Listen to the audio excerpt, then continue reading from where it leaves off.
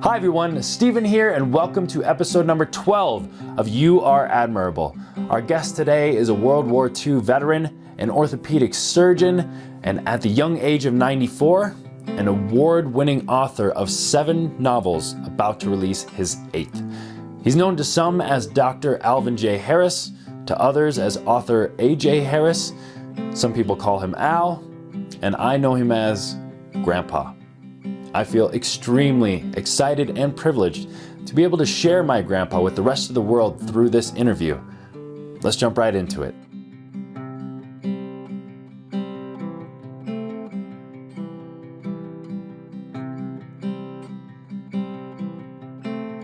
Born in 1923, 94 years old, yesterday for Father's Day. We had an awesome time together. And now the story goes, growing up in Chicago, started going to school, and then you enlisted in the military, correct? Well, yes, roughly that's correct. Okay, and you were a medic over in the Philippines? Yes. Uh-huh. And in Japan. And then from your experience being a medic, you decided to become a doctor once you got back to the States? Yes, that's approximately correct. Approximately, okay. What's missing from that? Well, I had wanted to be a doctor before that, and I had some pre-med courses before joining the military service. In the military service, I made my preference for the medical corps, and of course I was placed in the medical corps. I trained in Texas and in California, and was sent to the Pacific. That was prior to the Japanese capitulation. We were on the high seas when the first atom bomb was dropped on Hiroshima. Did you experience that? Well, we received the news. Okay. And it was quite, it was startling. Mm-hmm.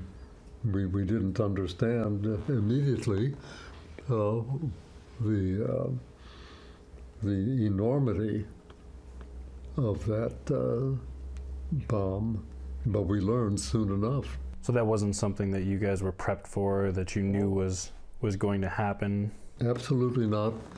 We had been trained for the invasion of Japan, and the course that we took, that is, the boat sailed for that port which it was destined to sail for before the bomb was dropped. That was Wakayama. When we landed, we found that those cannons, as they were seen by the air, were not cannons at all. They were tree trunks. And the Japanese were quite submissive when we landed, but we made a landing from the LST boats. We had waded in water up to our waist, and 1 or 2 boys drowned. Really? In the process. We had about 90 pounds on our back when we landed. And then how long did you stay there before you came back? Well, I was in Japan for approximately a year, as I recall. Not in Wakayama, but in Osaka. Osaka at that time was leveled. We were in one of the few remaining buildings that was a brick and mortar but had a steel frame. And we stayed there for, as I say, a period of about a year. Other than helping out on the path to become a doctor, what would you say were the effects on you of going into the war? Oh, I think I, like many others, grew up quickly seeing the terrible, tragic events in the defeated country, seeing the terrible devastation. People had suffered not only the psychic trauma, but the absolute physical effects of deprivation.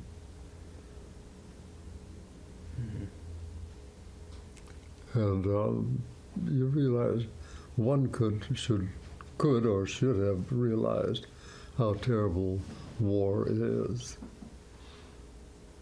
What made you want to be a doctor? You said you wanted to be a doctor before you even enlisted. Oh, I think I had a vague notion as a youngster of wanting to help people who were ill. I thought perhaps this was something glorious, and it really is.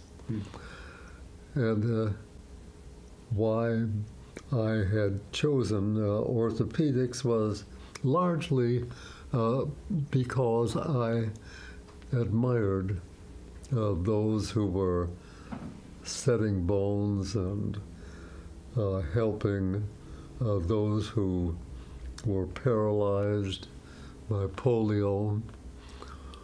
I thought it was perhaps the most dramatic form of the curative practice of medicine. And where do you think the desire to help people came from? And how early on did you know that was kind of what your mission was going to be?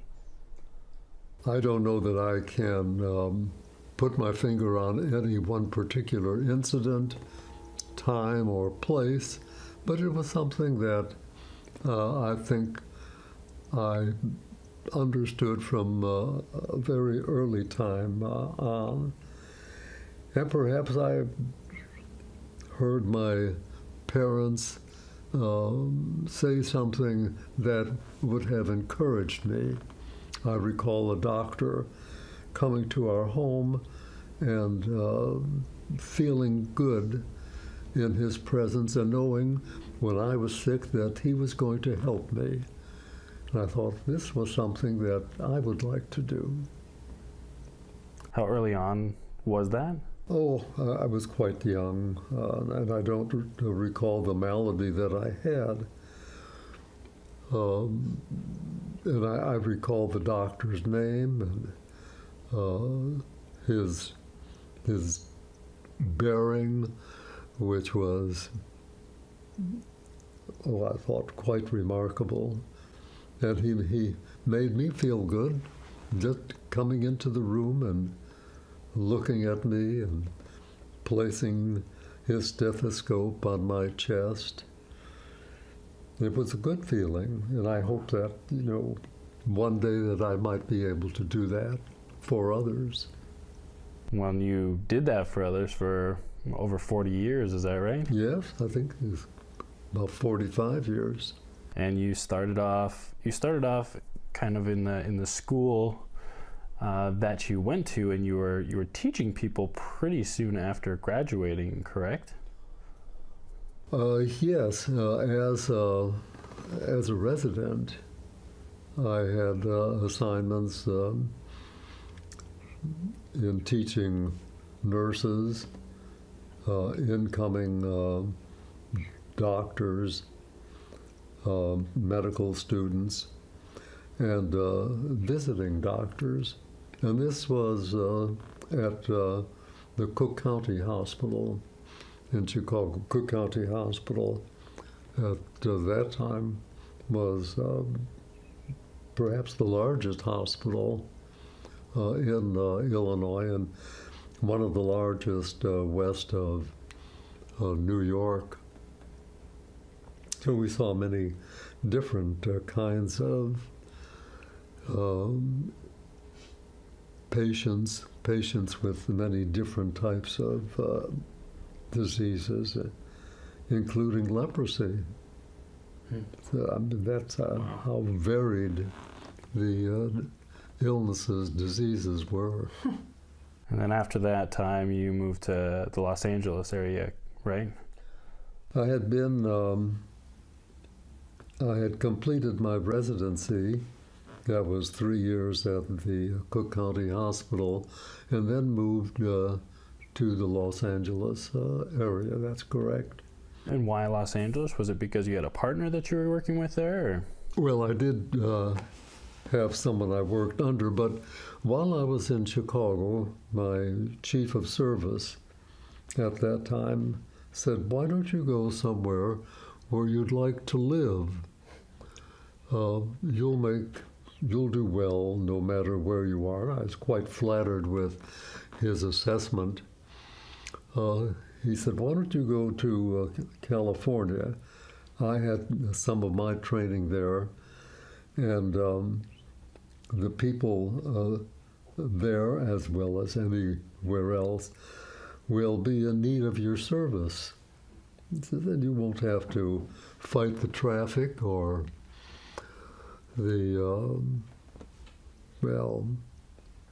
or the conditions as they exist in Chicago." So I said, "Fine."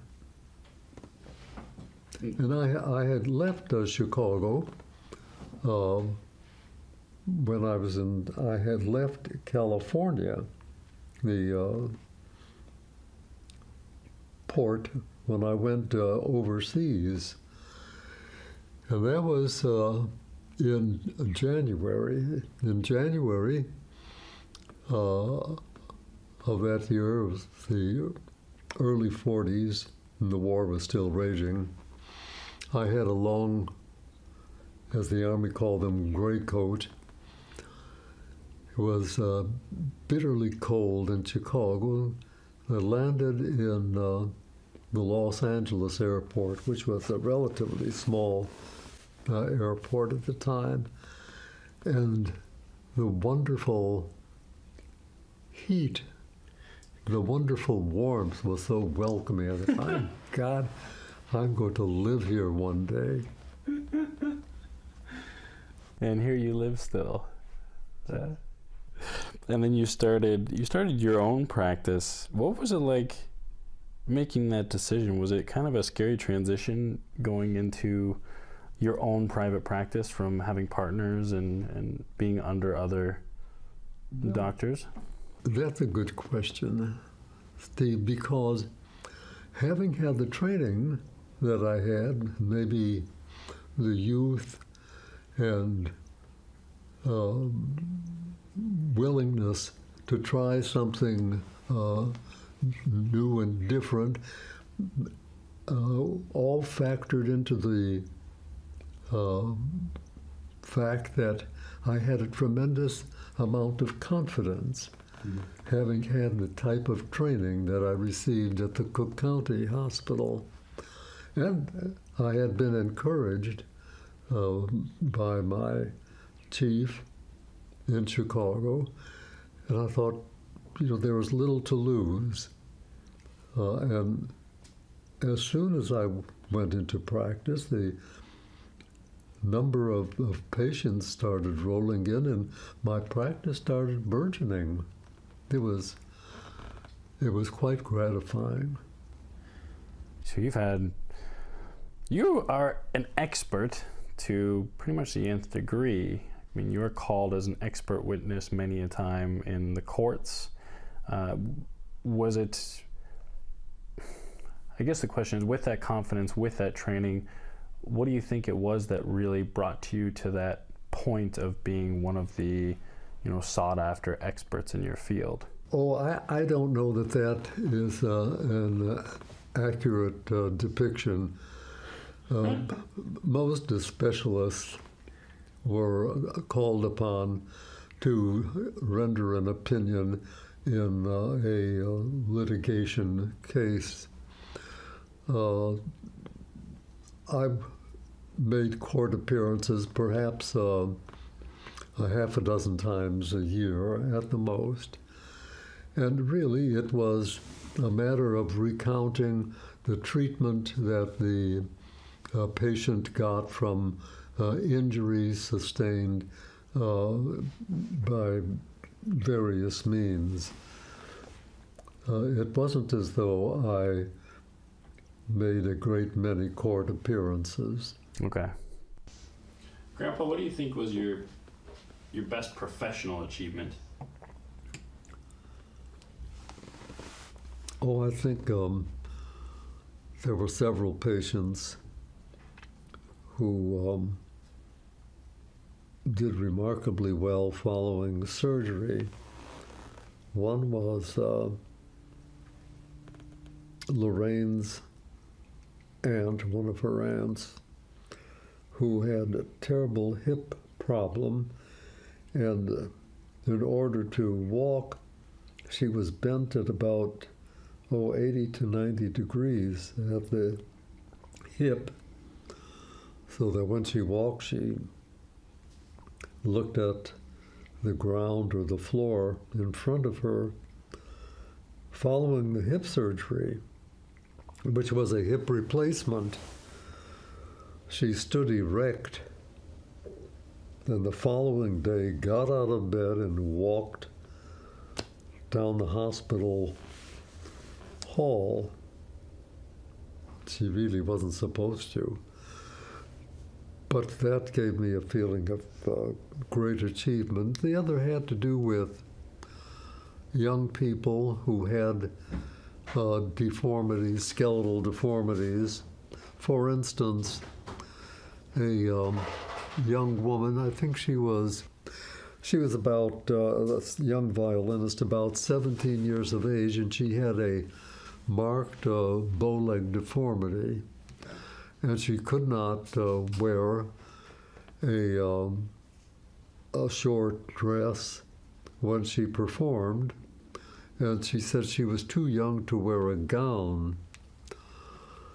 So she wanted her legs straightened. And I managed to straighten her legs, and they were really quite different post-operative. She was able to perform with her newly formed legs, and she was so very happy. This was also true of a young man who also had a bowing of his leg. One leg he was going to be a doctor, wanted to be a doctor, and he had the same type of operation. Another was a young girl who had a post-polio deformity, in which she developed a drop foot, and through tendon transfers, she was able to raise the foot, and for her a whole new venue, a whole different type of life began. These were some of the surgical procedures that gave me a great deal of satisfaction. Another, quite dramatic, was an ex-Marine, the married man, and he developed a type of severe disabling and deforming back condition, a type of kyphosis, which also bent him at a 90-degree angle at the mid-back region. And he said, at that time I was working with Dr. Donald Miller, At that time, the patient said to Dr. Miller, I can't live this way. I don't even know where I'm going when I'm walking.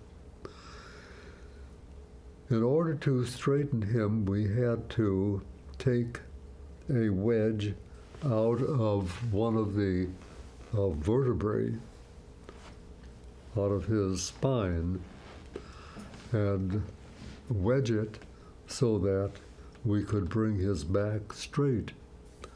In doing so, of course, a number of organs would be affected, especially the large vena cava and the aorta, the large blood vessels going to and from the heart. And if these were kinked, of course the patient would die. But we took him to surgery, took out this wedge of bone in his back, straightened him up. The patient turned blue for just a moment or two. And then his color returned. We placed him in a cast, and he was straight as an arrow after that. Changed his life completely. Unfortunately, that was the last chapter in his life, or one of the later chapters in his life, was that he divorced his wife of a number of years and married someone else because he was able to do so. He was attractive to someone else. But those were dramatic moments, and those were events that made me quite happy to have been an orthopedic surgeon. Others were people with terrible back pain who were relieved when their slip discs were removed, when tumors were removed from nerves and function was restored, and disabled hands were changed so that they became functional. There were many instances where surgery made a remarkable change in the patient's life. When did you start collecting cars? Well, I was in practice for a good number of years. I had always loved cars. To me, the car was a means of freedom, of getting in and going places that I had only thought about. Of course, it had to be places within reach of my home area. But I had a love of cars when I was a youngster, quite young. And when the opportunity arose, I think I was probably in my early 40s or late 30s when I bought my first Model A. Oh, really? Yeah. And you too have an interest in cars. Oh yeah. No? Yeah, I got that itch from you, I'm sure. Yeah, so that was the first one, was the Model A, and then from there, how quickly did that? Well, within a period of maybe 10 or 15 years, we collected about 10 cars. Okay. Significant, all of them American-made. So that eliminated purchases of a Rolls-Royce or a Mercedes or a number of Ferrari, Lamborghini. Yeah, French cars. Yeah, right. What in your collection? So did you add, let's see here, through your collection, because some you traded too, right? Some you kind of gave away, or you traded for other cars and that sort of Yes. business, right? Yes. So how many cars would you say you've had in your collection over your lifetime? Oh, perhaps 20, 25. And how many was the most at one time? I think 8 or 10. 8 or 10. All right. And which car was your favorite to own and drive? Or if those are different, your favorite to own and favorite to drive? Yeah, of the old cars. Of all your collection, yeah. The complete collection. The complete collection. I enjoyed most of them, really. I had a V12 Cadillac convertible coupe, which was reliable, and a V16. Which was not reliable.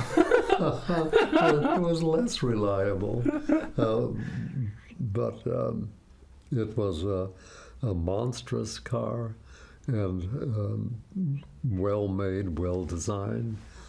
I enjoyed a number of Studebakers that I had, and they were from the 50s, beautifully styled, and they handled well. Studebaker was my first car. That was a 1950 Studebaker. I had a wonderful Kissel, a 1920 Kissel Gold Bug, which all of the cars that I owned were ragtops or convertibles, and I just had a penchant for them. In the nice Squim, Washington weather, right? Yes. Well, I'm sure there. Did you have those in California and have to transfer them up to? We did. They were transferred to Washington by a special van, and they arrived without any damage. I was quite gratified. Nice. That's excellent. So you've got a love of cars, and you've always had that and your big collection, and then another big love of yours I know has been golf. And where did that come from? Oh, I was introduced to golf by my wife, and I think at that time I was about close to 70 years of age. And I hit the ball on a driving range in Hawaii, and I must have hit the ball 25 yards, and she said, "Oh, that's wonderful." And I thought, well, gee, if she plays golf and she thinks that's wonderful, maybe I ought to take the game up seriously. And I did, but I was never a good golfer. Really? Well, I think I made par on one course in a lifetime, but of course as the years went by, I was able to hit my age, which is no great accomplishment. If I were playing today and had a score of 94, I'd be doing poorly. Of everything that you do or have done, and we're going to get into books as well, what do you think is your favorite? My crowning glory? Yeah. Was being married to the girl I loved, or girls, and my children, and my grandchildren. Would you say that, I always do a separate question of what would you say is your greatest accomplishment? Would you also say that those are your greatest accomplishment, or do you have something else? No, that was my greatest accomplishment, having wonderful children and wonderful grandchildren. I mean, there really is nothing that can top that. Yeah. Well, outside of children and grandchildren, what's your favorite thing that you've done? Favorite thing that you've done, or favorite thing that you do now? Either way. Well, of course, writing books, and we've done that for now. I think it's 17 years. Started in the year 2000. And this is our 8th book. I say our because I dictate to my wife and she transcribes this on the computer, and she is also my severest critic. If I write something that she doesn't approve of, she lets me know that the writing has to be changed to suit her. And she's usually right. Yeah. And you started in 2000, so that was when you moved, roughly when you moved to Palm Desert. You took a creative writing class there. You got some really good feedback from the teacher of that course. Yeah. How long was it since? So you really hadn't written anything since college. How long was the time period between when you started writing again in 2000 to when you wrote your first novel? Well, it had to be about 1940, 60, about 60 years. About 60. Well, so it was about 60 years since you started writing again. But in 2000 you started up again. And when you started up again, from the time then to kind of your first novel, what was that time like? Was it the first year that you started writing your first novel, or was it? Actually, I started writing when I was about 7 years old. Right, yeah, I heard that. I heard you wrote a book and your siblings weren't too thrilled about it. It was in a 5-cent notebook that I had written my first murder mystery. And the story, and I had stick figures with balloons overhead for dialogue. And when I completed this, and it was completed in less than 10 pages, I gave it to my sisters to read, and they read it, and they howled with laughter. And I thought I had written a comedy, so I thought I'd do comedy writing, and no one laughed.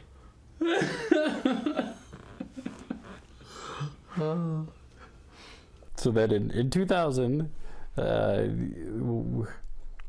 how soon was it after you started writing again that you felt like you could write a novel? Well, I really didn't know, but I had written short stories in a class we had taken at a senior citizens group, and the instructor, who was a retired English teacher, said, Al, why don't you try writing a novel? And I said, oh, I don't think I could do that. That's really a chore that really never entered my mind. She said, well, try. And so I tried, and oddly enough, the novel kind of grew of its own accord. Mm-hmm. I wrote and wrote, and before I knew it, there were about 250 pages of written material. And then the name of that novel was Death, Dear Doctor. And that was taken from, the title was taken from dialogue within the novel. And then following that, I had written a novel about every year to 2 years. And the second was Take 2 Tabs, Then Die. And you're prolific now. You have 7 books published. You have the 8th one that you're working on. What's your creative process like in writing your books? Well, it's the ideas for a novel come from many sources. One writer says, as many people as there are in the world, that's as many stories that can be told. But, being a nonagenarian, I've lived a long time and have experienced many adventures, many misadventures, and I can call on any one of them. However, stories really come from other stories. They come from newspapers, they come from magazines, they come from stories that people tell, but more than that, they come from your own imagination and your own recollection of things that have happened to you, things that you might have wished happened to you. So there's an infinite number of places, resources for stories. Making a story a mystery, that requires a little bit more thought. But there are only 6 or 7 basic plots. And no matter how they are presented, they are still there, and a writer, an author, can change them just so much. So does that answer your question? It does, yeah. Yeah, it does. When you're talking about the memories and the experiences that you have, is there a fondest memory that you have? Oh, I think the fondest memories go back to my youth, to a time when I was in love and wanted to be with the girl who I was hopelessly in love with. And this is a cherished time.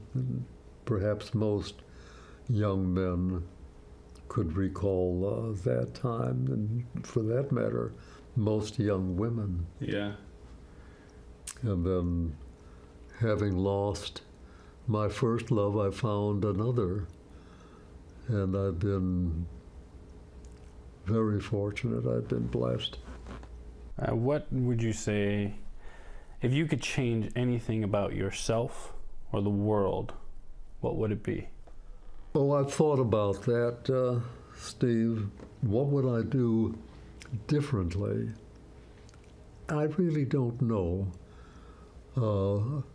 I think, and I had thought, that perhaps I could have been more conscientious about what I had done. And then I got to thinking, I was about as conscientious as I could have been at that time. And I don't know that there would have been anything different that I could have done. I did then what I thought was my very best. I'm not sure that's true, but at that time I thought so. And in thinking about the past, there was little, I think, that I could have done differently. I would have liked to have spent perhaps more time with my children, but yet my wife reminds me that I was as busy as a young doctor usually is, and there is precious little time during a young doctor's practice when he can steal time away from his duties to be with his family. Mom wanted me to ask you if you knew what your biggest disappointment in life has been.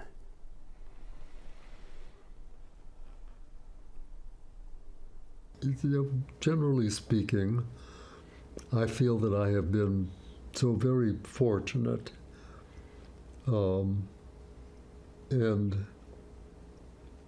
I've never thought in terms of disappointment. It's, I guess it isn't part of my lexicon. I've just never been unhappy.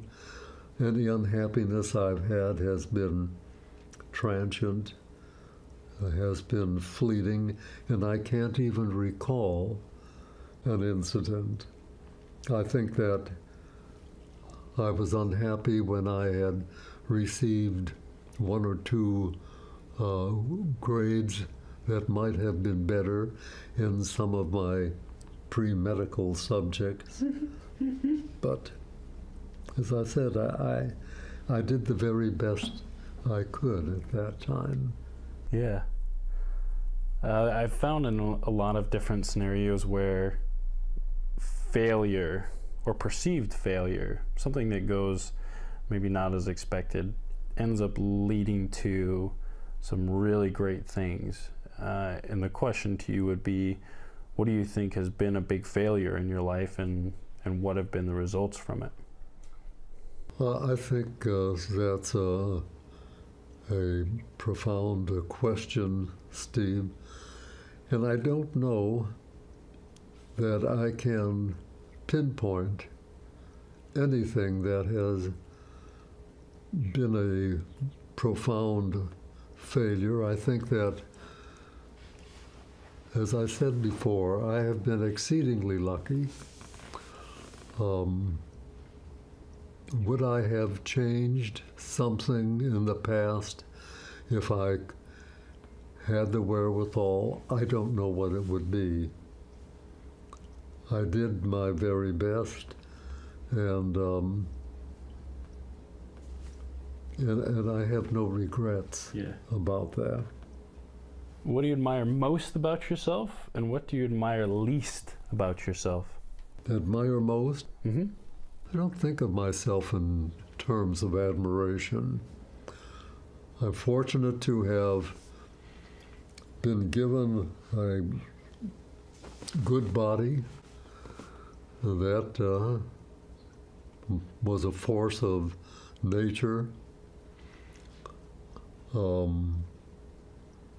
What I like least,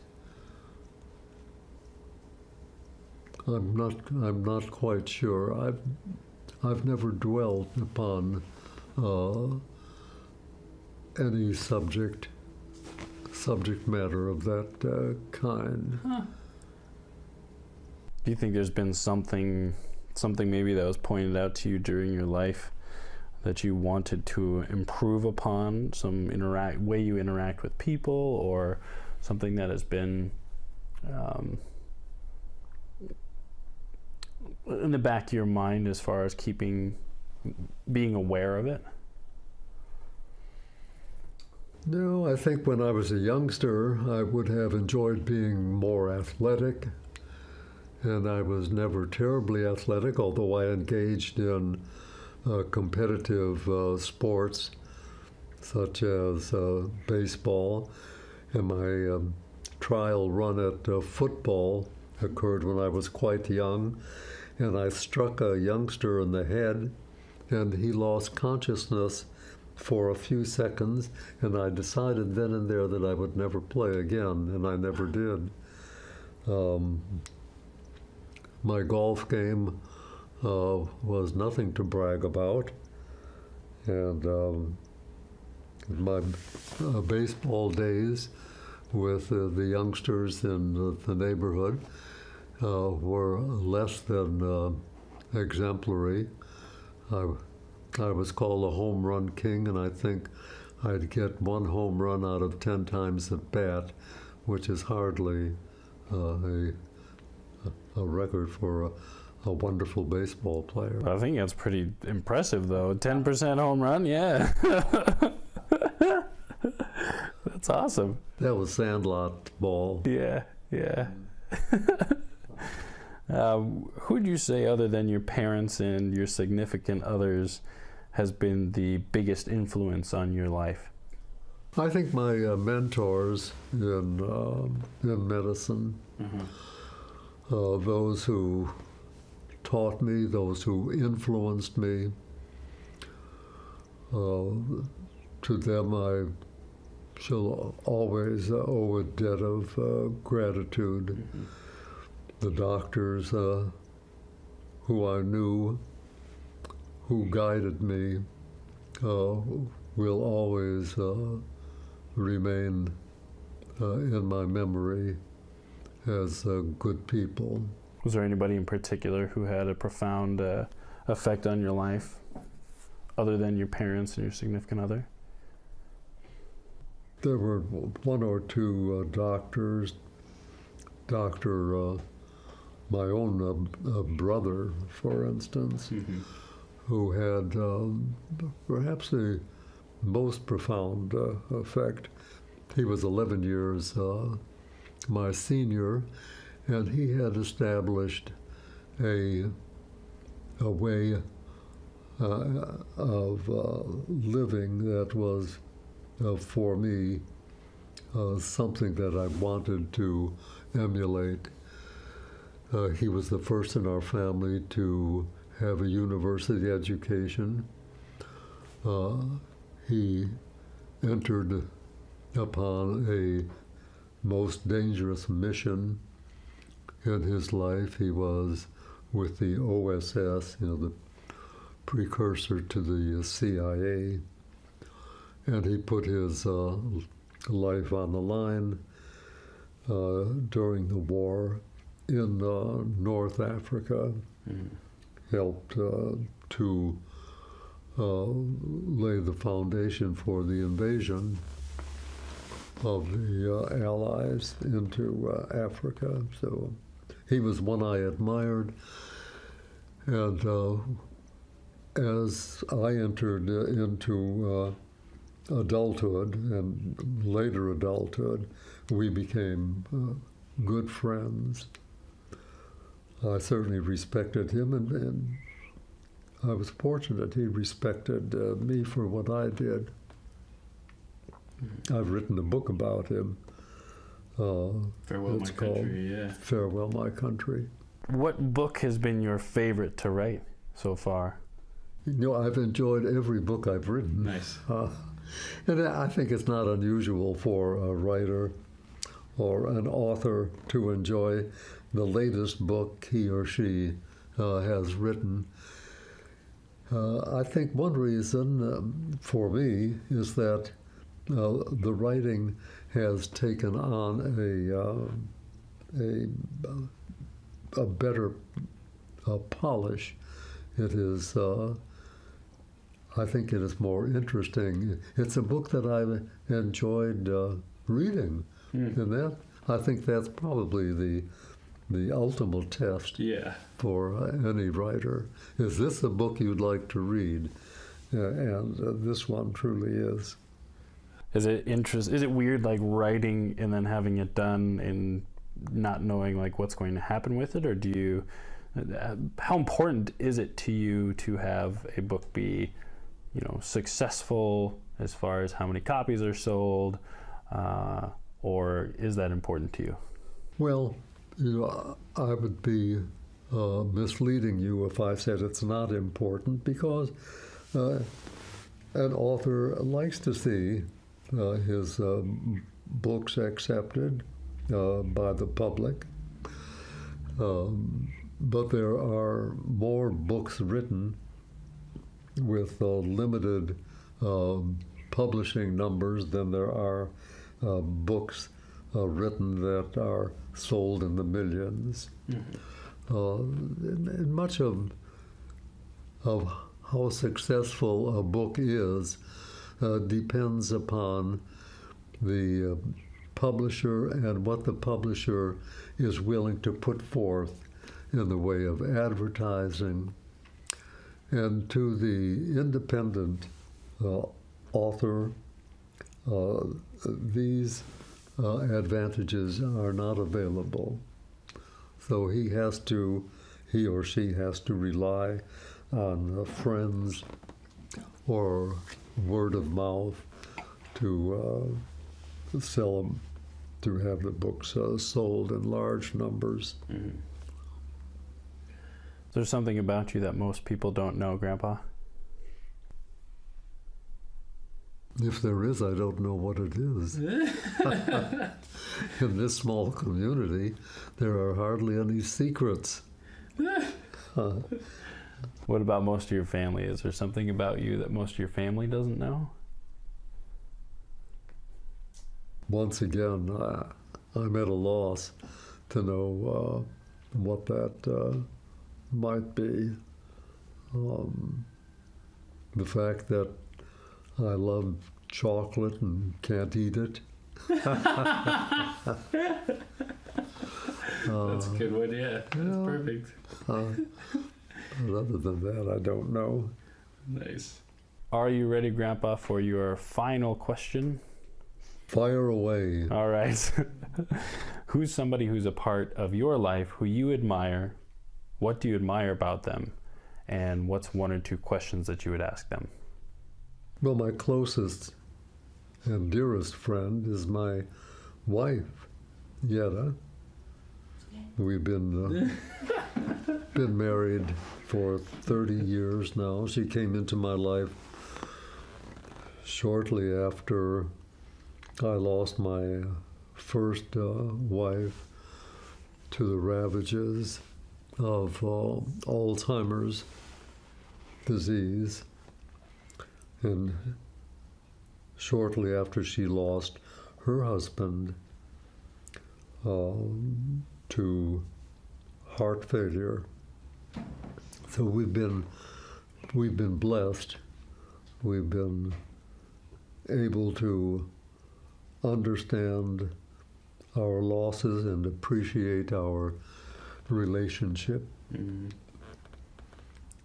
And it's been a good relationship. And what do you admire about her? She is the most indefatigable person I know. She seems to have more energy than any 3 or 4 people I can imagine. She is about as active as your mother is, and that's really being active. She gets up at the crack of dawn, and her engine starts, and she is blowing and going until she falls flat on her backside, takes a short nap, and is back at her activities at a terribly fast pace.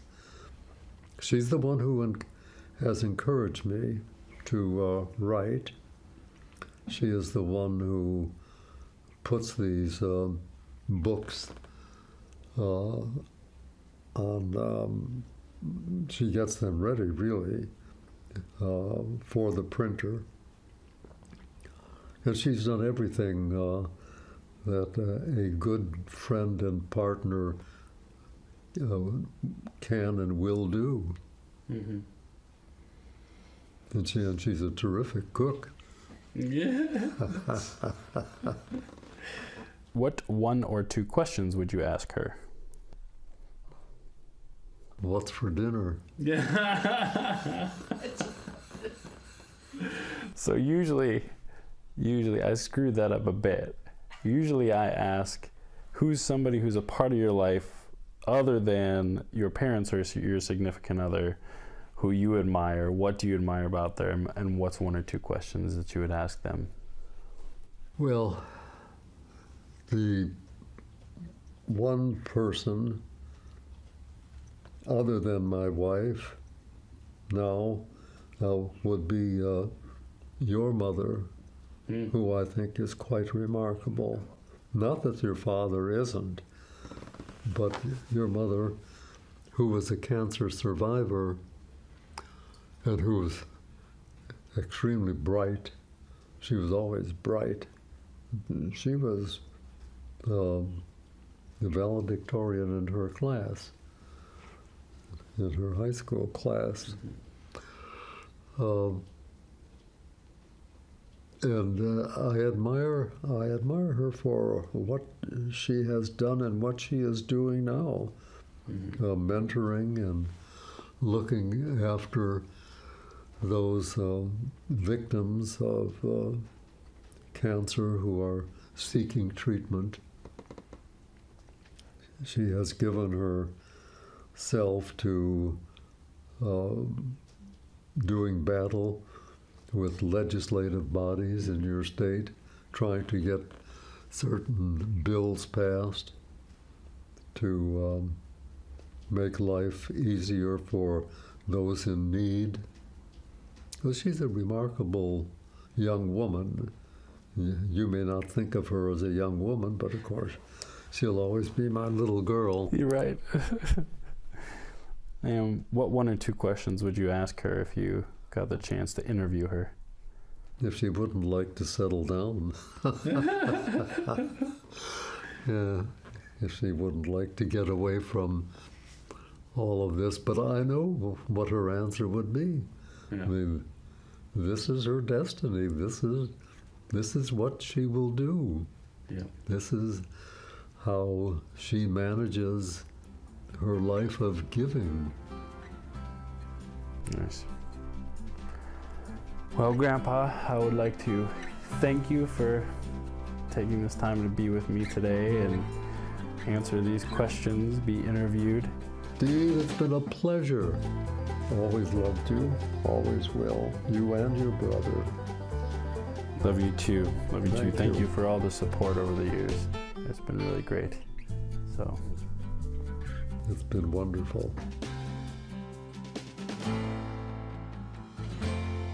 Thanks for checking out episode number 12 of You Are Admirable with my grandpa, author AJ Harris.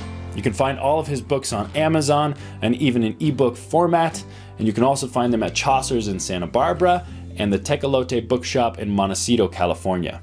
Now, he has written some wildly entertaining murder mystery novels, including Death Dear Doctor, Take 2 Tabs Then Die, Satan Stalks Sinatra Drive, Death in the Saddle, Not a Western, Revancha, and Fatal Formula.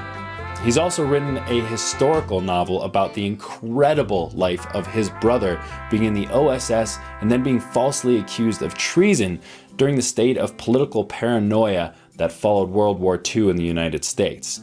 That book is called Farewell My Country. All of the links to his books as well as his Facebook page will be in the show notes and descriptions, and I highly recommend checking out those books and also keeping an eye out for his newest book coming in fall, Lucifer in Celestial Gardens. Kyle Sorensen made the music for this episode, so thanks again to him. And of course, thanks so much to my grandpa, Dr. Al Harris. Don't forget to like, share, and subscribe. And keep in mind, you are admirable. We'll see you next time.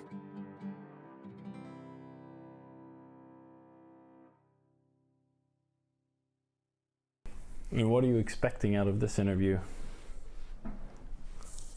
What am I expecting? I'm expecting a contract with MGM. Yeah.